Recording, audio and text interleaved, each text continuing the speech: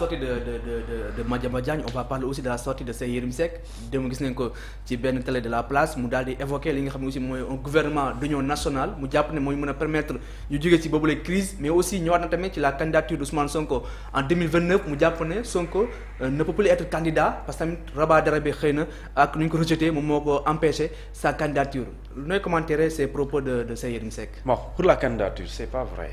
C'est pas vrai. waaw c'est vraiment pour bañ a nekk fi di tiiraa la nga pour la candidature dire que Sonko n'est pas éligible c'est absolument faux. C'est faux quand même c'est pas vrai. ku la ko wax ne la indil argument mu indi la article tel ak fi mu ko sës te man dinaa la wax c'est faux te pare indil la ko léegi. koo invité laaj ko bu la weddee mu indi la motif xamul li tax nit di ñàkk du nekk candidat xamul tax. mooy da ngay ñàkk sa nu ñu tuddee sa droit sa statut d'électeur xamul tax ñu wax la loolu. soo demee ci code électoral article 57 condition bu mu teg mooy phrase boobu di wax ne kat boo mën a nekk candidat dafa ne tout Sénégalais électeur peut faire acte de candidature. tout Sénégalais électeur peut faire acte de candidature ba pare indil la yeneen condition ne sous réserve du respect des conditions yi nga xamante telles que âge selon présidentielle ñu ne la moins de 35 ans pas moins de 35 ans ak caution yi nga xamante ni dañ koy fixer mais condition bu njëkk bi mooy d'abord électeur léegi nag kañ la Sénégalais bi mën a ñàkk statut sa qualité d'électeur mooy bis buñ la radié nga koy ñàkk radiation yii ma lay wax bokk mën na ko jur ñu daal la définitivement radiation mooy ñu génne la ci liste bi. ñu génne la ci liste bi mooy ñu retirer la ci liste bi. léegi retirer la ci liste bi dafa am lu ko mën a sabab. li koy sabab bokk na ci nit ki dee.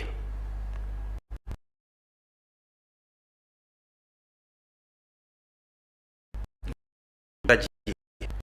wala ma toog fii dara daluma ma dem bind ministère de l'Intérieur ma ne ko damaa bëgg ngeen rajo damaa bëgg ngeen ne ma ci fichier bi am naa droit bi dañ may rajo. waaw am na nekk. wala yoon daan la définitivement ñu rajee la léegi puisque Sonko loolu la kon définitivement ñu rajee ko léegi radiation boobu fu muy jógee mooy c'est pas la justice moo lay tere doon candidat directement déedéet justice fu mu yem mooy da lay condamner la justice ne prononce jamais l'inéligibilité de quelqu'un jamais di ko prononcer xam nga justice lan lay wax. justice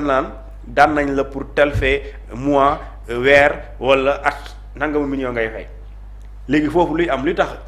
ñu lay radier parce que justice ministre de la justice moom mooy bind ministère de l'intérieur ne ko diw mii bokk na ci sénégalais yu ñu radier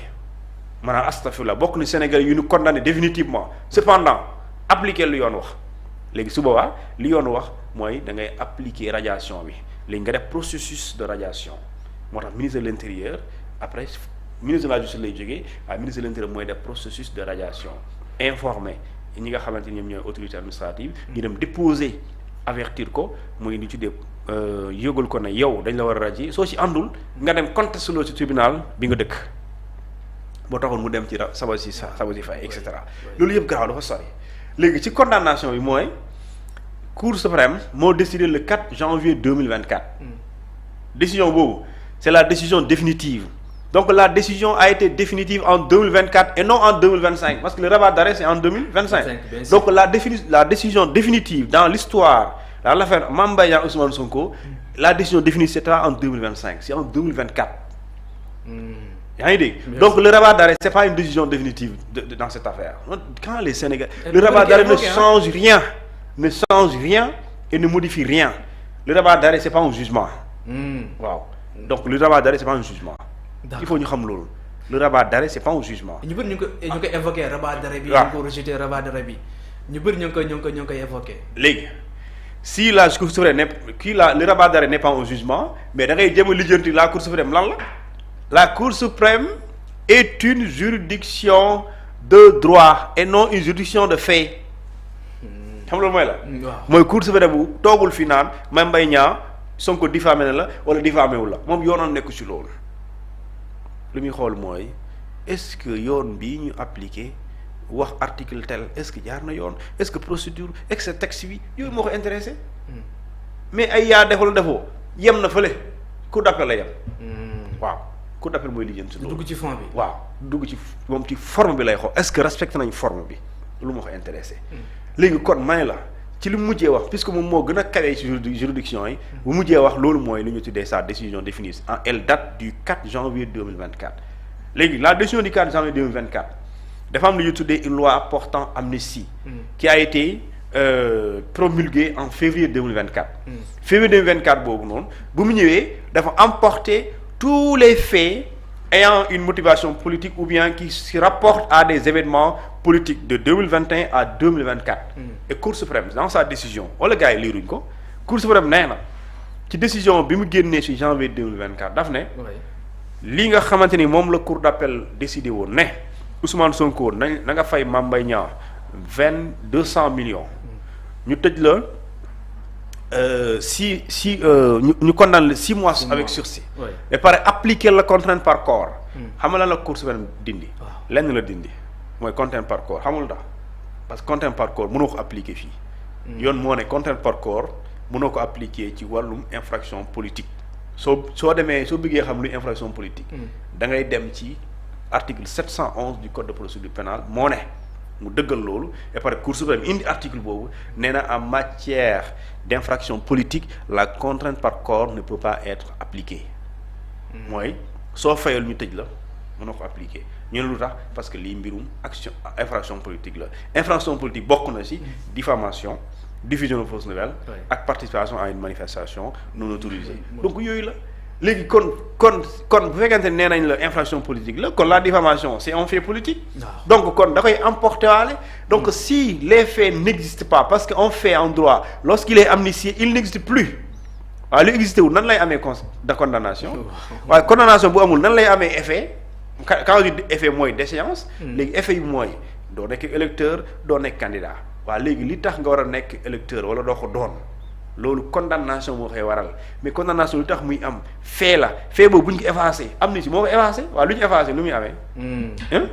léegi mu ne leen ngénte bi jàpp nañ ko li ñu ne andoon leen ngénte bi waaw léegi kon looy togg te Sonko vote na ci élection législative yi vote ci élection présidentielle yi jiite liste Pastef ci législative yi léegi am na sama problème ki lay wax mooy da lay wax rabat d'arrêt ne ko rabat d'arrêt du atte du jugement voilà rabat d'arrêt du décision définitive la décision définitive elle date du 4 janvier 2024 voilà c'est clair loolu mooy wax ci loolu leer na nañ ci li ma tax ma la doon namb di jàkkaarloo yow ci plateau yi parce que lépp fii lay leeree di la jaajëfal bu baax a baax lu ñu joxoon si waxtu malheureusement jeex na di la bàyyi nga tàggoog internet yi rek ci waaw jërëjëf